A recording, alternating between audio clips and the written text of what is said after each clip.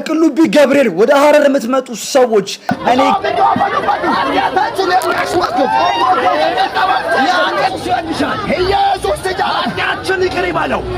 በቁልቢ የሚገኘው ታቦተ ቅዱስ ገብርኤል ከየትና እንዴት የመጣ ይመስላችኋል? አንተ ነው በብፁዕ አቡነ ሳዊሮስ የመንበረ ፓትርያርክ ጠቅላይ ቤተ ክህነት ዋና ስራ አስኪያጅ 17 አይሱዙ ጫት ቅም ያለው 2 አይሱዙ ጀሪካን አረቄ ጠጥቻለሁ። ምንድነው ከዚህ በላይ ማተርፈው?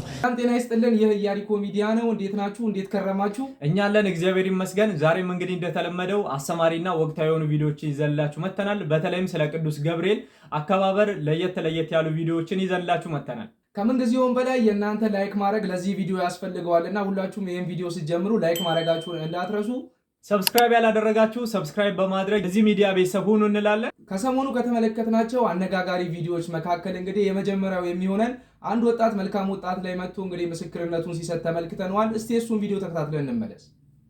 17 አይሱዙ ጫት ቅም ያለው 2 አይሱዙ ጀሪካን አረቄ ጠጥቻለሁ። ምንድነው ከዚህ በላይ ማተርፈው? ጢኖሽ እንተጋነነ ወንድሜ እንተጋነነ ጢኖ ማሊ ወንዶምቱ ልኪ ቀባባ እኔ ጌታ ልኪ ደርቢናን ያቅለሸልሻል። ምንደ ማይኪ አርገደ ጀቴ ማ በጠረቀም ተማ በተረፈ ቦቦ ተሮፋምታ ቡትሩፍ ማጀታ ቴስቲሞኒኒስ ልካለው ሊሚቴሽን ቀባባ 17 መኪና ጫትቅም ያለው ምን ነው ለሀገሪቱ መጣውን ያቃምካው አረቄውን ስለ እንደለክ አራታ ወንድሜ ዞር ጀዲቲ ወደ ኋላ መለስ ጀዲቲ አጠነጠኒ ምን ከበዳጉ እኮ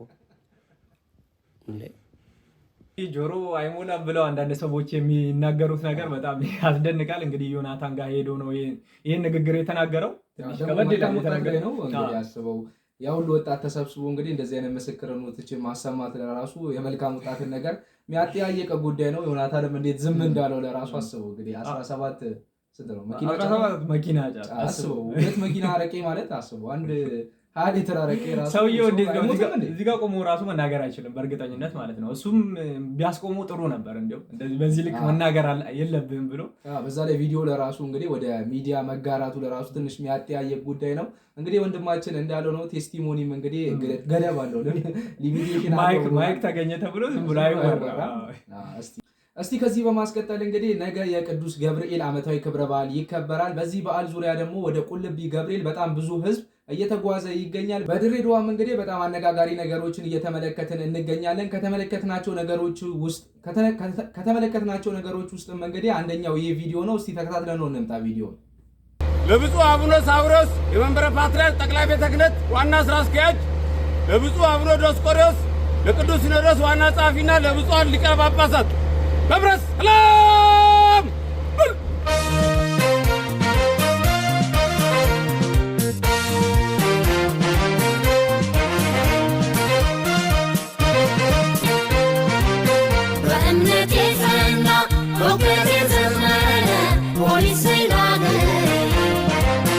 እንግዲህ እንደተመለከታችሁት ነው የድሬዳዋ ፖሊስ እንግዲህ በእንደዚህ አይነት መልኩ ሊቃነ ጳጳሳት ወደ ድሬዳዋ ቁልቢ ገብርኤልን ለማክበር ሲመጡ በእንደዚህ አይነት መልኩ በደማቅ አቀባበል ተቀብለዋቸዋል። አሁን እንግዲህ የድሬዳዋ ፖሊስ በጣም የሚያስመሰግን ተግባር ነው የፈጸመው። እንግዲህ ፖሊሱ ብቻ አይደለም የድሬ ህዝብም በጣም ፍቅር ነው። እንግዲህ ለቁልቢ ገብርኤል እንግዲህ ወደ ድሬዳዋ ለሚመጡ ሰዎችም እንግዲህ የእንግዳ ማረፊያ ቦታዎችን እያዘጋጀ እንዳለ ህብረተሰቡ ተመልክተናል። እስቲ አንድ ቪዲዮ ተከታትለን እንመለስ። በቅሉቢ ገብርኤል ወደ ሐረር የምትመጡ ሰዎች እኔ ጋር 20ዎቻችሁን አሳርፋለሁ፣ አበላለሁ፣ አጠጣለሁ፣ በክብር እሸኛለሁ። ለ20ዎቹ ቀደም ለደወሉልኝ ሐረር ለምታልፉ ሰዎችም የወንድማችን እንግዲህ 20 ሰው እንግዲህ እንደሚችል ቃል ገብቷልና ቀድማችሁ ደውሉ ነው የምትነለው። እንግዲህ እኛ አንሄድም። የመኝታ ወጪ እንግዲህ አተርፋችኋል። የምግብም የተለያዩ ነገሮችን ተንከባክቤ አደርሳችኋለሁ ብሏል። በጣም ደስ የሚል ነገር ነው። ለሁላችሁም እንግዲህ እንኳን ለቅዱስ ገብርኤል ዓመታዊ በዓል እንኳን አደረሳችሁ እንላለን። እዚህ ጋር ተያይዞ እንግዲህ ስለ ቁልቢ ገብርኤል አብዛኞቻችን እናውቃለን። ነገር ግን ጽላቱ በእውነቱ ከየት ነው የመጣው፣ እንዴት ነው እዚህ ደረጃ የደረሰው የሚለውን እስኪ አንድ ቪዲዮ ተመልክተን እንመለስ። ለመሆኑ በቁልቢ የሚገኘው ታቦተ ቅዱስ ገብርኤል ከየትና እንዴት የመጣ ይመስላችኋል? አንተ ነው ዘዋልባነኝ። ይህ የገዳማት ሕያው ታሪክ ነው። በቁልቢ ገብርኤል ያለው ጥንታዊው የቅዱስ ገብርኤል ታቦት የመጣው ከአክሱም ጽዮን ነው። እንደምታውቁት ርዕሰ ገዳማቱ አድባራት አክሱም ጽዮን ማርያም የቤተ ክህነቱም የቤተ መንግስቱ መቀመጫ ነበረች። ኢትዮጵያን አክሱም ሆኖ ያስተዳደር የነበረው አፄ አንበሳ ወልደ 12 ዓመት ሕፃን ሆኖ ሳለ ንግስና ላይ እንዳለ ዩዲት ጉዲት ስልጣን ብትይዝ ለ40 ዓመታት አሰደደችውና ወደ ሸዋ በመጣ ጊዜ በአክሱም የነበሩ ታቦታትና ንዋያተ ቅድሳትን ይዟቸው ነው የመጣው። ወደ ሸዋ ሲመጣ ያን ጊዜ የመጣ ታቦት ነው። ከንጉሱ ጋራ ታቦተ ገብርኤልም ሌሎችም ታቦታት አብረው መጥተው ስለነበረ በዚያ ጊዜ ከአክሱም የመጣ ታቦት ነው። እዚህ መጥቶ በዝዋይ አካባቢ ደብረ ጽዮን ማርያም አስቀምጧቸው ሳለ ዩዲት ጉዲት ወደ ሸዋ ራዝምታ ስትመጣ ሸዋ መንዝ አካባቢ ሰራዊቷ አለቀባትና ድል ተነሳች። ከዩዲት ጉዲት ሽንፈት በኋላ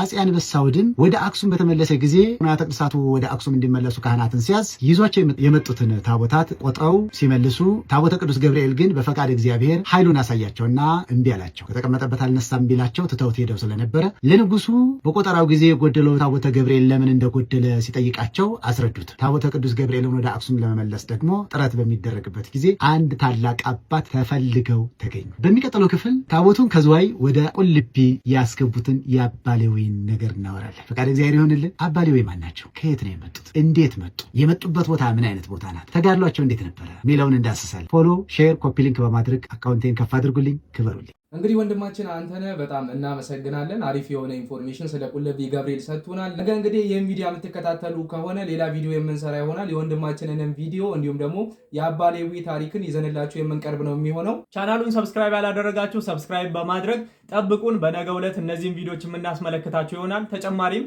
የቅዱስ ገብርኤል በዓል እንዴት አለፈ የሚሉትን ሰፋ አድርገን ይዘንላችሁ እንመለሳለን።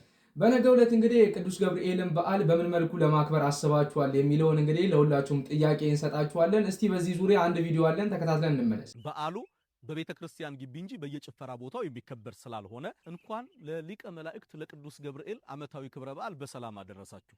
በሐዋሳ በቁልቢ በተለያየ ስፍራ በዓሉን ለማክበር የምትጓዙ ከቦታ ተነስታችሁ ገንዘብ፣ ጊዜ፣ ሁሉ ነገራችሁን ሰውታችሁ አገር አቋርጣችሁ ሄዳችሁ መታችሁ የምታከብሩ ሰዎች በሙሉ በዓሉ የበረከት ይሁንላችሁ።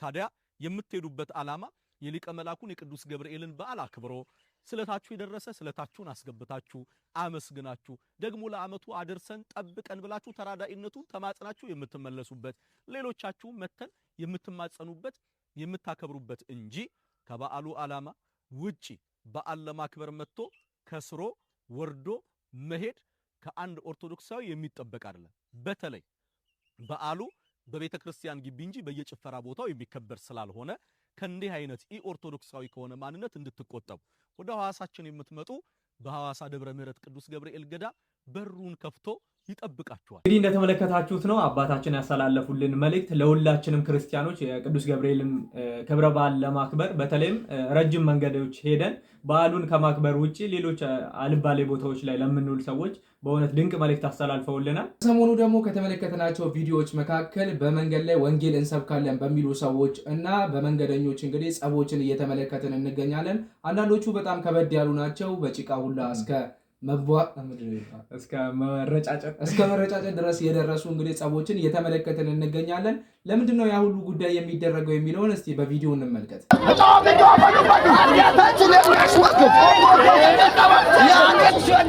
ኢየሱስ ኃጢአታችን ይቅር ይበለው።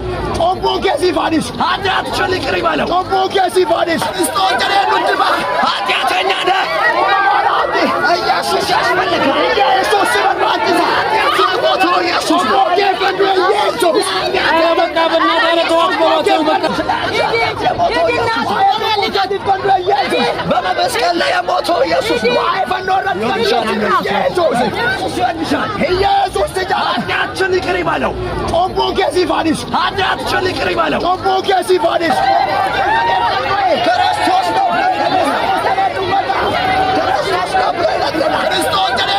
እነዚህ አይነት ጉዳዮች በጣም ትንሽ ከበድ እያሉ የመጡ ይገኛሉ። እንግዲህ አሁን የተመለከትነው ትንሽ በጣም ከበድ ያለ ነው። እንግዲህ ላያቸው ላይ በጣም ብዙ ጭቃዎች እንግዲህ ሲወርዱ ተመልክተናል። እንግዲህ እሷም ስራ እየሰራች ይመስለናል የነበረችው ገበያ ውስጥ ነው። በጣም ገበያው እንግዲህ ተረብሾ ነበረ። ሰው ሁሉ ከቧቸው እነሱን እየተመለከተ ነበረ።